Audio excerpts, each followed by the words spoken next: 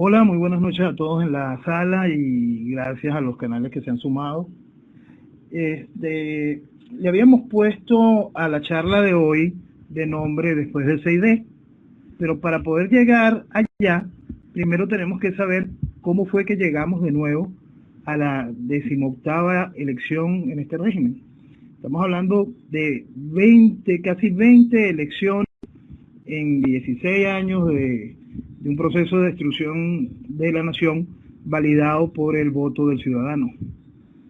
Piensen eso un momento, pensemos eso, cómo hemos llegado a este festival electoral, cómo hemos llegado a revestir de democracia constantemente a este proceso de destrucción de la nación, a este proceso socialista que nos lleva al comunismo, se ha venido legitimando con el esfuerzo ciudadano a paso de vencedores. Cómo llegamos al 6D es fundamental para poder entender qué vamos a vivir después del 6D. El 6D no es una novedad, es una de las tantas fechas de espejismo a los cuales nos ha llevado la revolución en un perfecto vals con eso que llaman oposición. Eso que llaman a la oposición no es que sea algo nuevo, no es que la MUD llegó a hacer lo que está haciendo, ¿no? Ya lo había hecho la Coordinadora Democrática, ya lo habían hecho cuando generaron aquel partido Unión para hacerle el piso a Díaz Cárdenas. Recuerdo a todos los miembros del MAS que habían hecho a Chávez fajados haciendo el partido Unión para poner a Díaz Cárdenas. Es decir, hace mucho tiempo la oposición gobierna, cogobierna, para seguir llevando a la gente hacia el matadero electoral. Es algo que tiene muchísimo tiempo. Es más, tiene tanto tiempo la oposición llevando al gobierno a hacer gobierno, a la revolución, a ejercer el poder, que tenemos que recordar claramente que Acción Democrática y COPEI pusieron como candidatos a Alfaro Usero e Irene Sáez.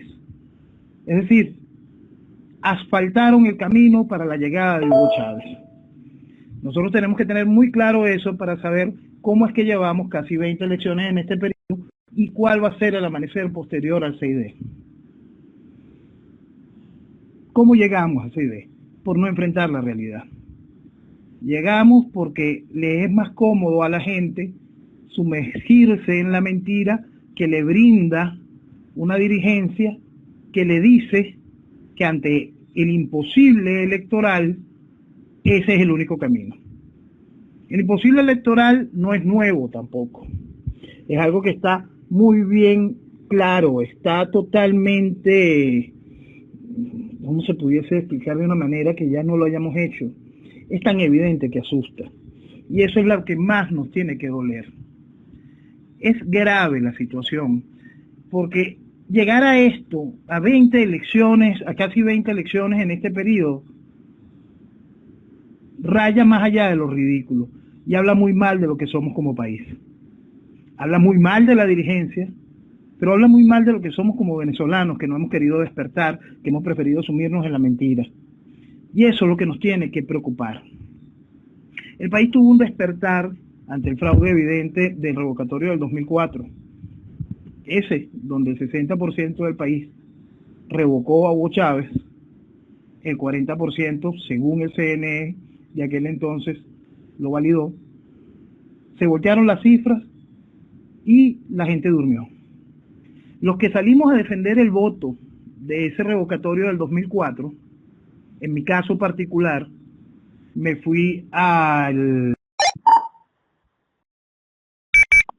Y en el Meliá, en la sala del Meliá, donde estaban los legitimadores de oficio, donde estaba Jimmy Carter, donde estaba Gaviria, y el resto de los legitimadores de oficio de aquel entonces, yo les gritaba, pero, endemoniados, comunistas, volteé mesas, pateé sillas. 5 personas más se unieron en eso. Por supuesto nos corrieron. Nos fuimos a Altamira. En Altamira éramos 40 personas a las 2 de la tarde, cuando fue asesinada la señora Maritza Ron a tiros. Los defensores del voto en la tarde éramos solo 400. 400 estábamos en Altamira, en la calle, intentando defender el voto de 6 millones de venezolanos que habían revocado el gobierno de Hugo Chávez.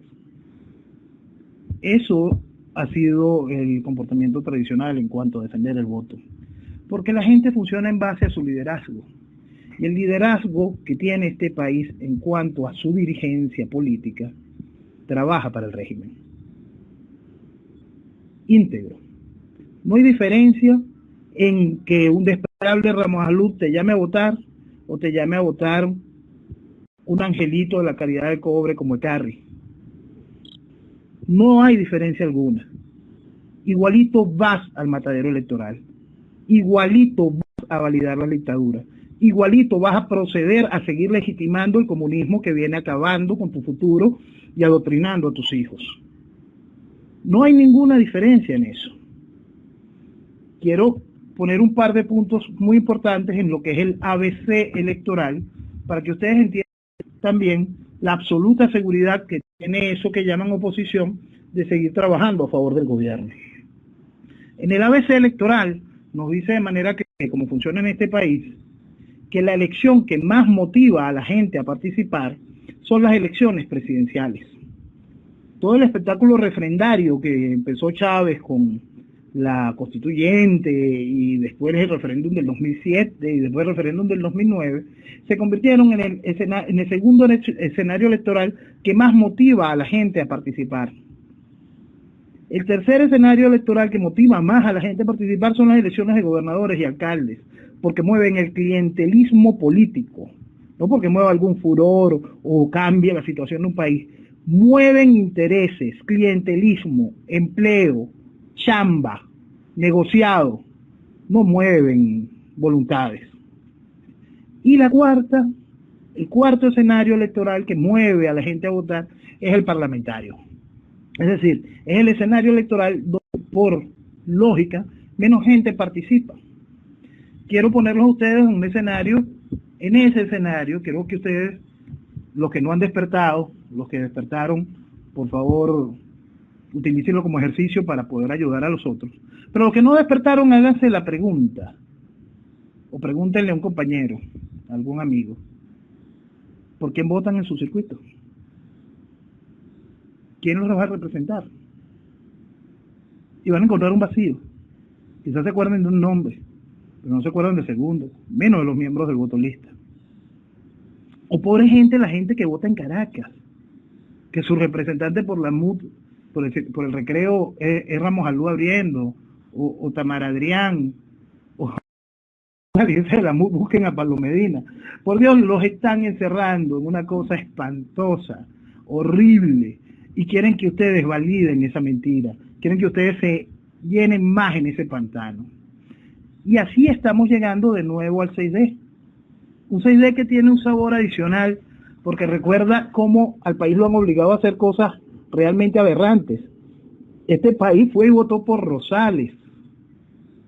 Este país acompañó a Manuel Rosales, por Dios, lo catapultaron al nivel de candidato presidencial. Eso es grave y eso es una muestra más del daño que le han hecho a este país.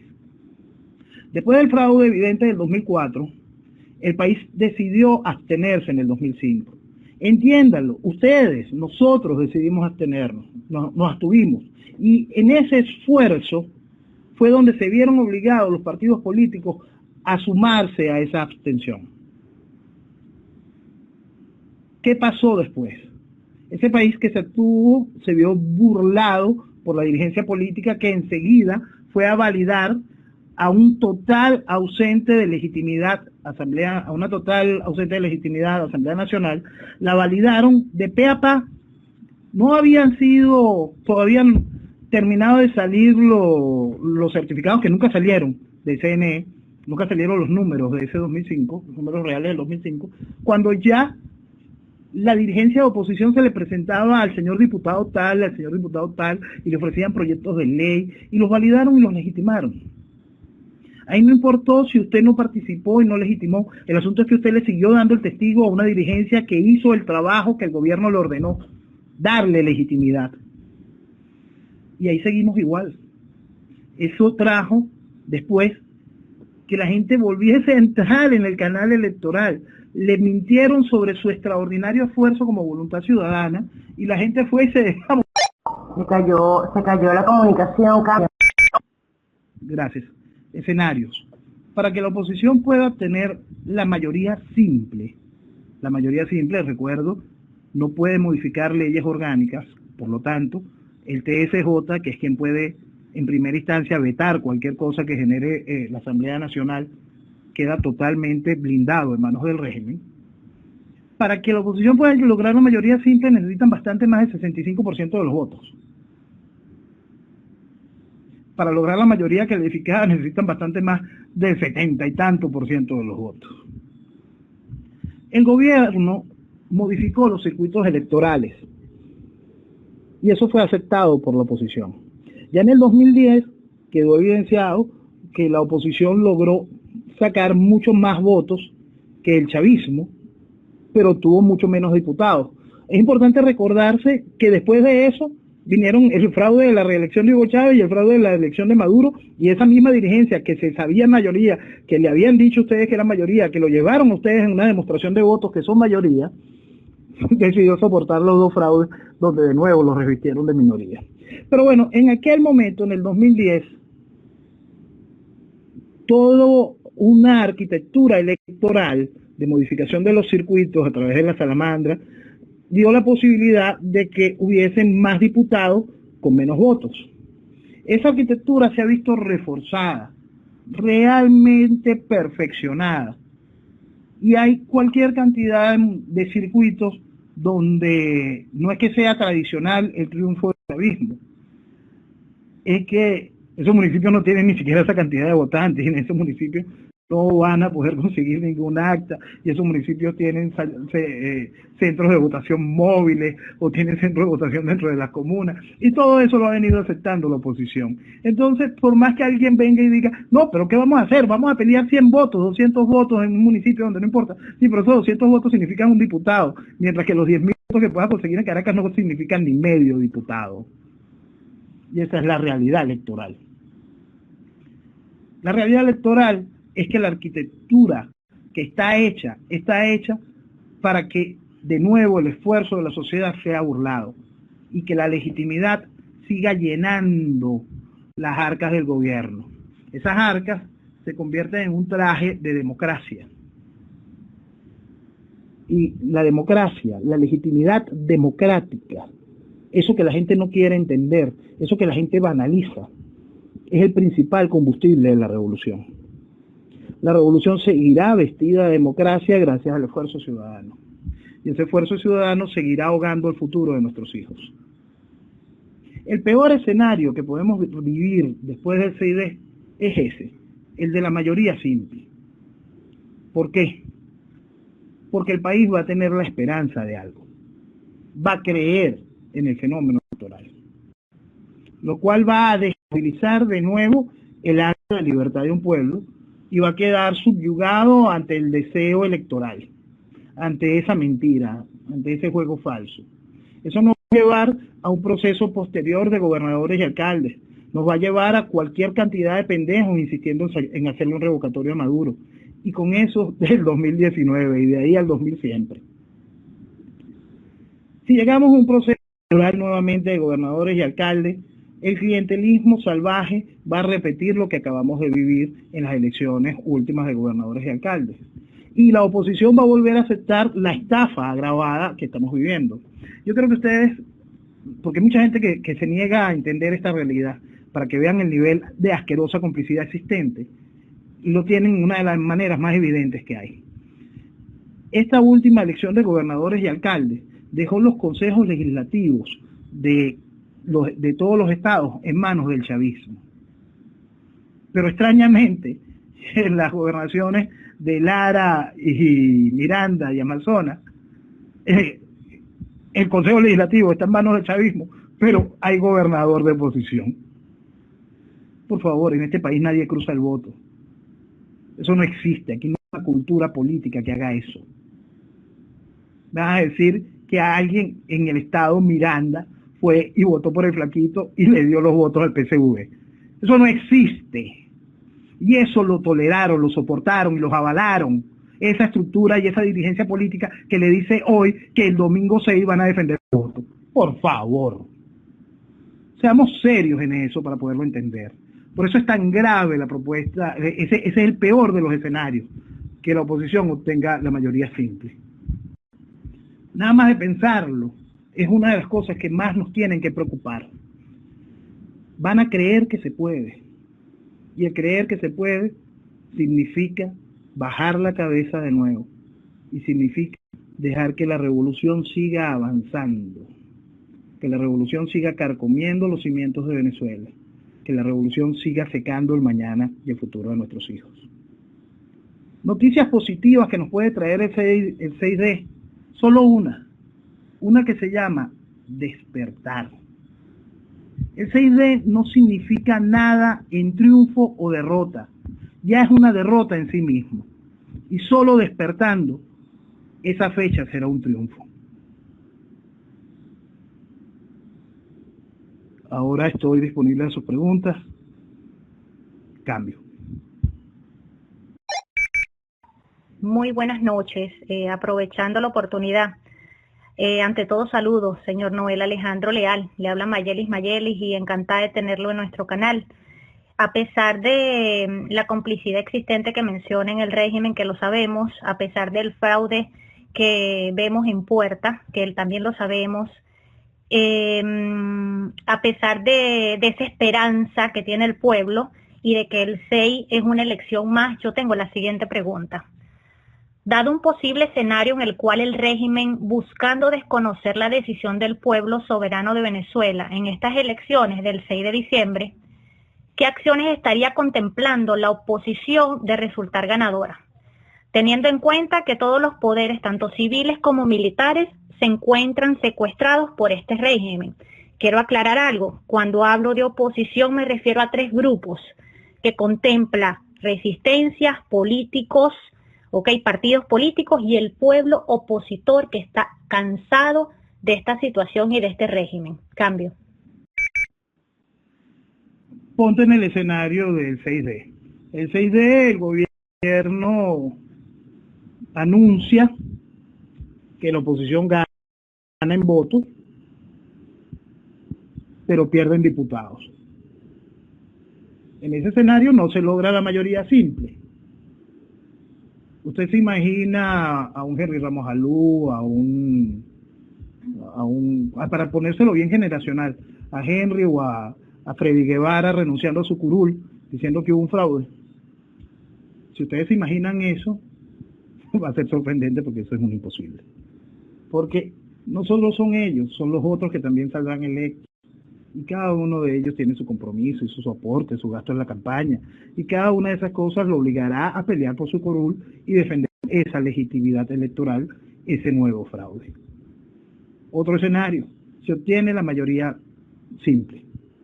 Tiene la mayoría simple, se llega a enero a la instalación de la Asamblea Nacional, el país a cantar canciones de cuna, mientras tanto a vivir una Navidad revolucionaria, es decir, pasando hambre y con muertos en las calles. Y se llegará a enero, en enero se tomará una nueva directiva de la Asamblea Nacional, cuya directiva será negociada, entendiendo cómo funciona el gobierno, hará que esa mayoría simple la logre la oposición, no solo con los de la tarjeta de la unidad, sino con candidatos externos, salidos de bandera roja o el MAS, para que tengan que negociar lo que será la posibilidad de una presidencia, de la presidencia de la Asamblea y una de las vicepresidencias, quedando la otra vicepresidencia en manos del PSV.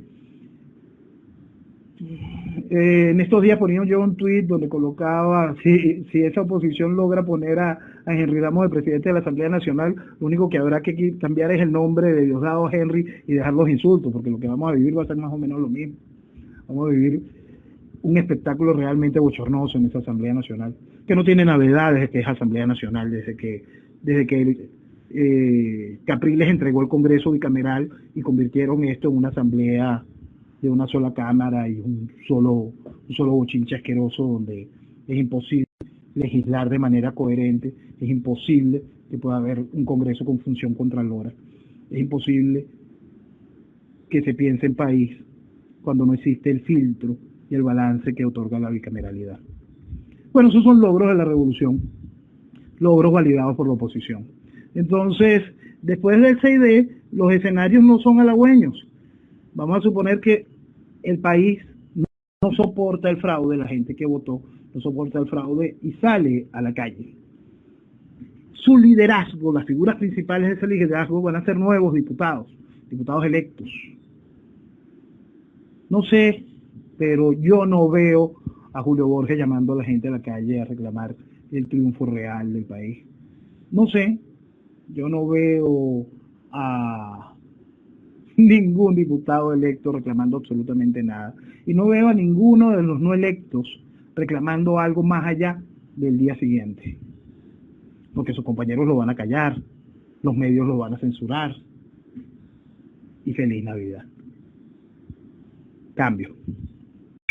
Mire, como abogado yo también estudié mucho el tema constitucional y el tema electoral y mi maestría en Derecho Internacional. Y corrijo una cosa, el Consejo Legislativo que usted decía de regionales, el de Amazonas es el único que no está a favor del oficialismo. La MUT tiene 5 diputados a su favor. En ese es el único que tiene mayoría absoluta. Respecto a la mayoría simple, cabe aclarar que sí pueden aprobar las leyes orgánicas como lo es porque el reglamento interno de la Asamblea Nacional fue modificado por Cilia Flores en el año 2010, antes de que terminara el periodo de esa asamblea, para que ellos pudieran hacerlo por mayoría simple. La MUD, por supuesto, no va a modificar esa parte si consigue la mayoría simple en este momento. Reformaría el reglamento para, como dijo Pizarro, extender su periodo de debate en la asamblea y otras cosas menos importantes. Pero en sí, respecto a la mayoría simple, quedaría igual. Las leyes orgánicas sí se aprobarían. El asunto no está en que se aprueben en la Asamblea Nacional. El asunto está que la ley orgánica, como mucha gente no sabe, tiene un procedimiento de aprobación. Una vez que el ciclo legislativo es aprobada, pasa a ser enviada al presidente de la República, quien en su consideración tiene la potestad de determinar si dicha ley es constitucional o no. Maduro ve una ley orgánica, y él dice que no le da la gana de firmarla, porque les recuerdo, toda ley tiene que estar firmada por el Ejecutivo. Después, él la manda al TCJ alegando la inconstitucionalidad y el TCJ decidirá si es inconstitucional o no, o sea, la veta, si quiere. Y si el TCJ le da el visto bueno, que no es común en este caso, no. Si le da el visto bueno, la ley pasa y se aprueba por la Asamblea Nacional, quien después tendrá la obligación de publicarla en Gaceta Oficial, porque ninguna ley, si no está aprobada, no ha sido publicada en Gaceta Oficial, se considera como no vigente en el territorio nacional. Por lo que en sí el proceso burocrático de aprobar una ley es más complicado de lo que muchos piensan. Con mayoría simple se podría hacer leyes, sí, cómo no, se pueden sacar leyes. El problema está si esas leyes las va a dejar firmar Maduro o si vamos a estar en ese toma y dame, que yo estoy seguro que va a ser así, que va a tener la Asamblea Nacional con el TCJ. Porque ustedes nos vieron ahorita lo de los magistrados del TCJ, todas estas jubilaciones, precisamente lo hicieron para poder lograr el control político del TCJ, en vista de que si la mayoría simple de la MUD lo logra ganar, entonces es conveniente evitar, por decir de una manera, que se vuelvan locos, ¿no? Eso es lo que ellos quieren. Bueno, gracias por el aporte. Sí, cierto, los Amazonas. Sí, la modificación de la ley orgánica quedará, y ya como lo explicaste bien, ellos están muy claros en su negocio. El show debe continuar. ¿Cambio o alguna otra pregunta? Pregunta, por favor. Buenas noches, señor Leal. Le habla Margarita. Le tengo una preguntita. ¿Qué pasaría si el régimen, en su desesperación por la pérdida de la asamblea, llama a una nueva asamblea constituyente? Cambio. Seguiría por manos de para poderla llamar a la Asamblea Nacional. La Asamblea Constituyente no es algo sencillo, llevan las firmas las llevan al Congreso, o hacen que el Congreso sea el que le invoque. Esos son detalles de cómo quisieran hacer el chiste. Ok, no es... Mi pregunta es la siguiente. Estamos hablando de una mayoría simple. Si dada la circunstancia se diera el milagro, que obtuviéramos una mayoría absoluta, no cambiaría el panorama de llegarse a dar una mayoría absoluta para instalar una asamblea, y de ocurrir eso, esa asamblea podría solicitar el accionar un referéndum revocatorio en contra de este presidente payaso. No sé, cambio. Sí, sí podrías y seguirías en manos del mismo CNE, seguiría el gobierno con su poder para poder hacer lo que han venido haciendo. Sí. Soñar también es posible. El asunto es, por favor, tienen el poder. Y no es la gente, hay una cosa que tenemos que afinar y tener muy, muy, muy claro. Los números que emana el Banco Central son falsos, absolutamente falsos. Ustedes lo ven y se ríen cuando les sale el número de inflación que dice el Banco Central. Los números del CNE son peores, son más falsos aún, solo que para los números del CNE colabora la gente asistiendo a las mesas electorales. Entonces, el número que se dé en participación, el número que se dé en votos, la cantidad de diputados que salgan, todo va en base a un acuerdo y una necesidad. Ese mismo acuerdo y esa necesidad sería el que daría la posibilidad de proceso electoral de una constituyente. Estamos hablando de un gobierno que ha tenido a diversos voceros invocando constituyentes. Se te cayó, Noé, cambio. Se le cayó. Procesos constituyentes o procesos revocatorios al final va a llevar a un proceso electoral bajo estas mismas reglas, un proceso electoral bajo esta realidad. Por eso es que cuando hablamos de qué vamos a enfrentarnos en el 6D, quise empezar con el cómo llegamos al 6D. Porque lo que estamos viviendo es exactamente lo mismo. En estos días alguien decía, no, el gobierno jamás había estado tan mal. Nunca. El caso de los narcosobrinos, una cosa espantosa. Yo decía, oye, chamo, en el 2004, el gobierno tenía 2 años después de haber matado a un gentío en la masacre del Silencio, el 11 de abril, donde un pueblo desarmado marchó hacia Miraflores y le cayeron a plomo. Y hacía también 2 años que Chávez mandó al caballero Gubella que a sangre fría le disparara a la gente que se encontraba en la Plaza Altamira, matara a 3 personas más y dejara otras tantas heridas. Y el paro, este régimen se dio el lujo de asfixiar al país por mantenerse en el poder, mientras todo un país decidió paralizarse, y después aceptan el triunfo del 2004. Entonces, igual que como aceptan después que el gobierno gana en el 2012 por el DACAzo, dirán también que el gobierno ahora gana por los inexistentes mercales o por cualquier otra pendejada. Pero que las excusas sobrarán, mientras que el esfuerzo ciudadano sea nuevamente burlado. Por eso es que era tan importante explicar cómo llegamos al 6D de nuevo. Si alguien piensa que establecer todo un nuevo entramado electoral, más elecciones, para seguir legitimando la estructura criminal que el gobierno ha impuesto, no es un pensamiento jurídico ni legal el que tiene que dominar. Tiene que dominar el pensamiento político y de sentido común. Eso está mal. Punto. Creer que eso está bien solo lo puede creer quien tenga intereses en la misma jugada. Es tan sencillo como eso. No le busquen vueltas, no le busquen cuadraturas al círculo. Señores, vamos a casi 20 elecciones. Se reviste de democracia constantemente a la tiranía y a esta desgracia.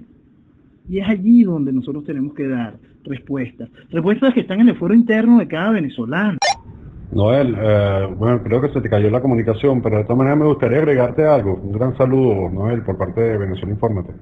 Acá Alfredo XD. Mira, yo estaba pensando, sí, la gente está muy ilusionada con las elecciones del 6D, pero la gente se ha puesto realmente a analizar qué funciones o qué potestad va a poder tener o qué rango de acción va a tener la Asamblea Nacional cuando el presidente está fungiendo bajo un habilitante. Adelante, cambio. Gracias. Lo que pasa es que ese habilitante, si no me equivoco, se vence en diciembre, fue solicitada por 18 meses y ya se está pronta a finalizar. Ahora, que le dé la gana solicitar una última hora, eso también es posible, ¿verdad, Noel? Que cuando se vence el habilitante el día de mañana pida otra y automáticamente se la den. Sí, en cuanto a una nueva habilitante o habilitante existente. La irresponsabilidad de la dirigencia política no tiene nombre en ese sentido, porque han sido incapaces de explicarles al país la realidad de las potestades que tiene una Asamblea Nacional. En vez de explicarle esa realidad a una Asamblea Nacional bajo estos formatos, en vez de explicarle nada de eso, lo que han es mentido de una manera descarada, ofreciéndole al país que el 6 de diciembre llega la panacea de todos los males. ¿No? No. Es simplemente otra fecha espejismo para que su esfuerzo se vea perdido. Tal como decía uno de los compañeros que habló hace un rato, lo explicaba de manera muy clara. Tienen ustedes un ejemplo ahorita maravilloso con lo que está sucediendo en un país donde todavía hay algo de democracia, como en Argentina. En Argentina, por supuesto, Cristina, el kirchnerismo no había logrado tomar todos los poderes, ni contaba con el voto electrónico, ni contaba con la cúpula de la Fuerza Armada comprada de pie a pa por el gobierno, ni contaba con una oposición complaciente, que quizás es el principal aval, sin duda, es el principal aval con el que cuenta este gobierno. ¿No? Pero estamos viendo cómo Cristina ha comenzado, desde el triunfo de Macri, un proceso legislativo donde aprueba leyes de manera salvaje, donde nombra embajadores en todos lados, donde ha endeudado al gobierno en un proceso superior, todo en menos de 10, 15 días de gobierno. Es increíble el desastre que puede hacer un gobierno ejerciendo poder y tratado como democracia. En Argentina quedan todavía ciertos refugios de democracia que permitirán mañana el cambio, pero el cambio que va dejando la ruina en Argentina. Nosotros no tenemos un atisbo de democracia en este país. Quien lo crea simplemente le está mintiendo. Entonces, quien promueva el trato democrático a un régimen que no lo es, simplemente es cómplice de ese proceso. Entonces, lleguemos a un proceso donde la oposición, la dirigencia, ha llegado a tal grado de irresponsabilidad de mentirle de manera clara al votante y no explicarle cuál es su realidad política, no explicarle hasta qué punto le fueron entregando al país. Porque también hay que acordar que la ley orgánica de procesos electorales fue validada por esta oposición, entonces todos los cambios adicionales y sobrevenidos y cada una de las estupideces siguen siendo validadas por este proceso. Por eso es que la respuesta a todo esto siempre será política y de sentido común. No son respuestas electorales, no son respuestas jurídicas, son respuestas naturales.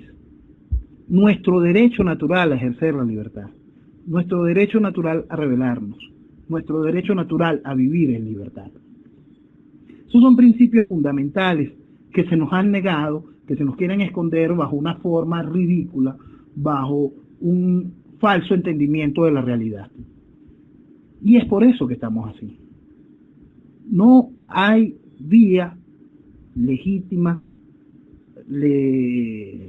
no hay vía electoral, no hay vía jurídica, no hay otra vía que la decisión del pueblo venezolano en consecución de su libertad. Ahora vendrán otros a preguntar cómo se come eso, cómo se desconoce, se desconoce primero no legitimando el que te diste de democracia a la desgracia.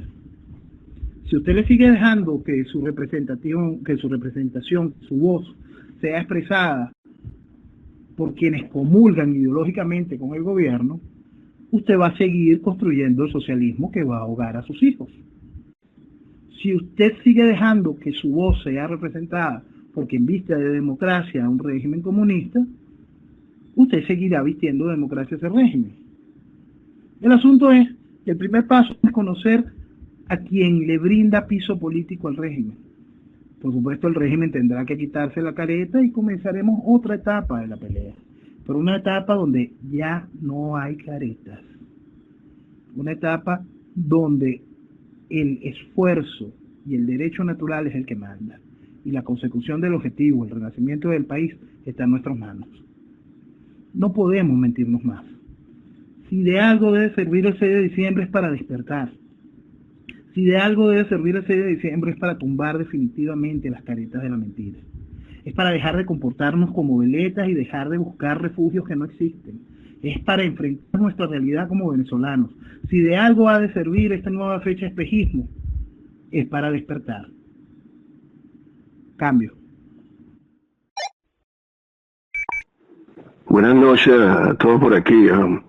Hola Noel, quiero preguntarte algo para enfocarnos más a ese despertar que tú hablas y de ti en particular y del movimiento Fénix, ya que eso es lo que tú representas. Mi pregunta es un poquito larga, pero vamos a hacer si lo hago aquí en menos de 2 minutos, un poquito de paciencia. Entonces, como algunos saben, aquí yo soy liberal o de derecha, creo en la república, en los derechos del individuo, no creo en el populismo, aunque acepto toda la ideología como ser humano, porque creo que la ética es lo que vale. Y te voy a explicar un poquito así rapidito. La ética, de parte de que, porque yo creo que el populismo no sirve, y la república o el derecho del individuo lo que funciona, se basa en la ética para mí, porque en Venezuela particularmente tenemos que ver lo que pasa, lo que sucede en Venezuela y cómo nos afecta en Venezuela, porque puede funcionar en la China, en la Luna, donde sea, pero vamos a ver en Venezuela, que es lo que nos interesa. Entonces, basado en la ética, vemos que nosotros tenemos que tener una virtud, un deber y felicidad. En eso se basa la ética. Tu virtud es lo que se opone al vicio. Entonces imagínate, todo el petróleo, el vicio que se induce. Entonces ahí ya empieza el problema.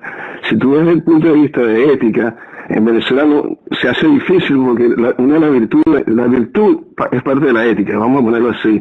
Y si el petróleo está ahí, ese es un vicio, porque si eres el gobierno y eres populista y estás controlando el petróleo, ese es un vicio, o sea, eso está clarito, ahí nadie te va a salvar.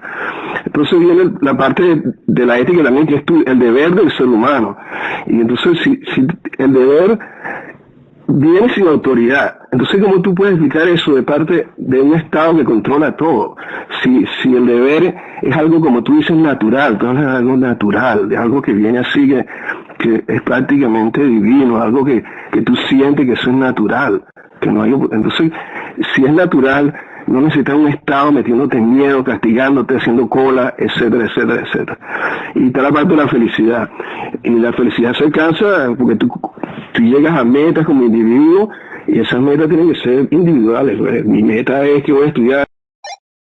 Perdón, se cayó. O sea, tienes que tener una meta y satisfacción de cumplir tus metas y sentirte alegre por eso. Pero el gobierno no te da espacio para eso. En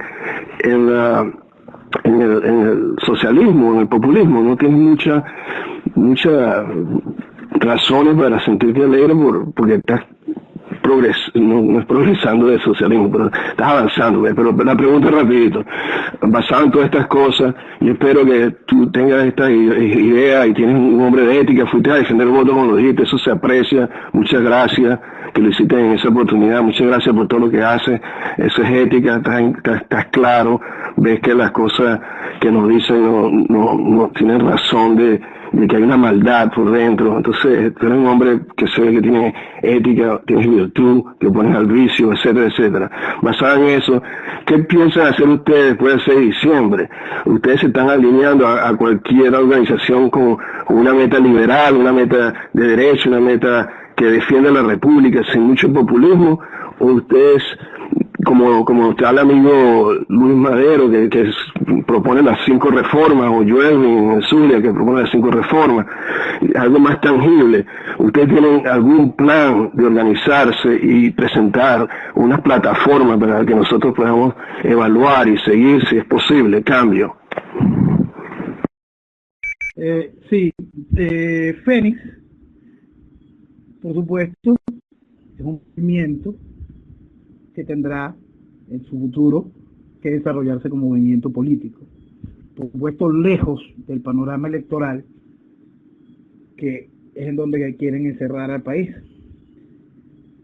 Fénix está marcado en un proceso donde la libertad del individuo es su razón de ser.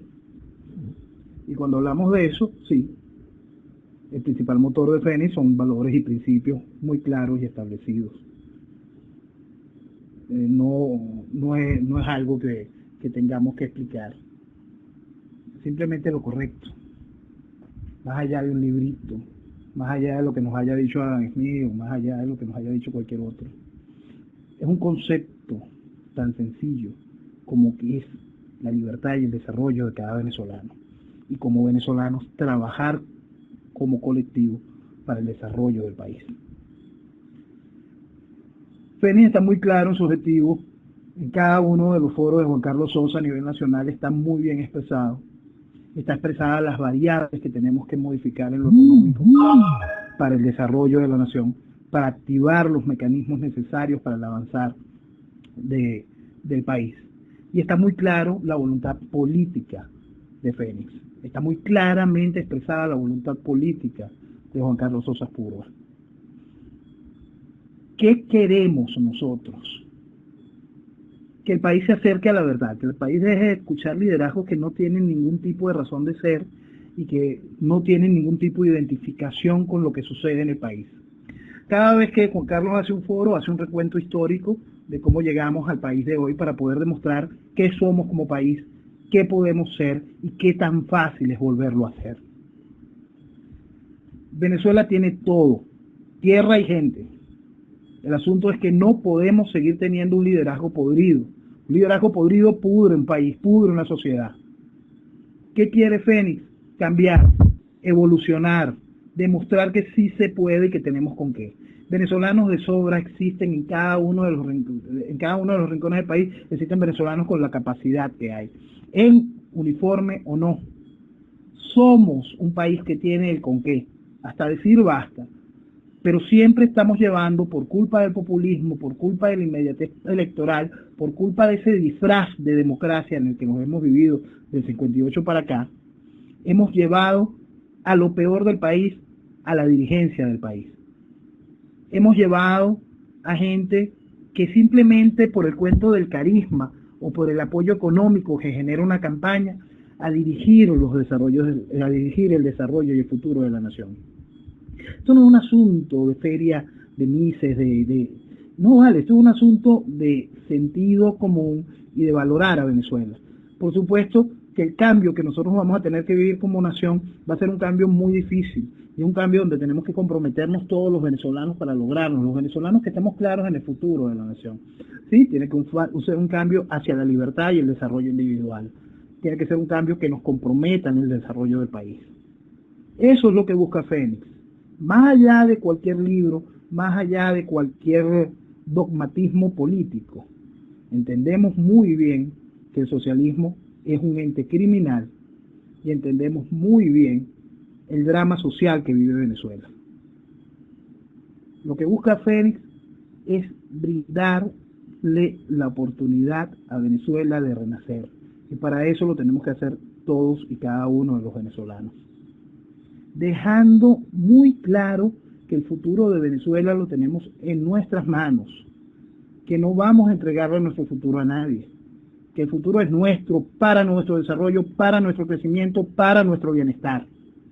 Ese es el renacimiento que Fénix quiere mover en cada sentimiento, en cada fibra de cada venezolano.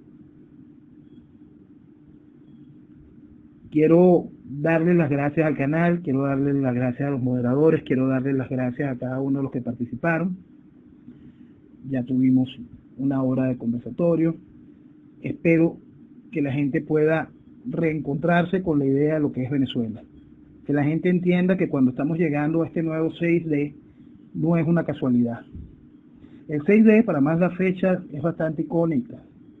El 6D fue la elección que ganó Chávez en 1998, la única elección que ganó de maneras más o menos limpias. Y el 6D fue cuando mandó a Joao Gubella a cegar la vida de las personas que se encontraban en Altamira.